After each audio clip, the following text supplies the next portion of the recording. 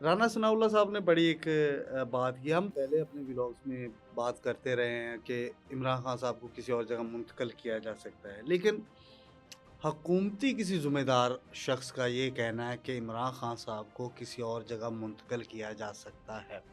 ये राना सनाउल्लाह साहब। राना सनाउल्लाह साहब क्योंकि वो वज़ीर-ए-आज़म के मुशीर हैं, उनका स्टेटस वफ़ाकी वज़ीर का है और बड़े ज़ीरक सियासतदान हैं। उन्होंने एक इंटरव्यू दिया है और इंटरव्यू में उन्होंने ये कहा था कि खान साहब को सिक्योरिटी और सेहत के सबब ख़ास इंतज़ाम की बात हो सकती है। यानी कि पहली बार उन्होंने ये इशारा किया है कि खान साहब को किसी और जगह पे मुंतक़िल किया जा सकता है। लेकिन फिर वहीं पे बात आ जाएगी कि अगर उनको किसी और जगह पे मुंतक़िल करना है तो उससे पहले हुकूमत को क्या चीज़ें तय करनी होंगी। कौन-सी ऐसी चीज़ें तय करनी होंगी जिससे जो ये जो इस वक़्त इतना एक ह्यू एंड क्राई की सूरत-ए-हाल है पूरे मुआशरे के अंदर वो नीचे आ जाए।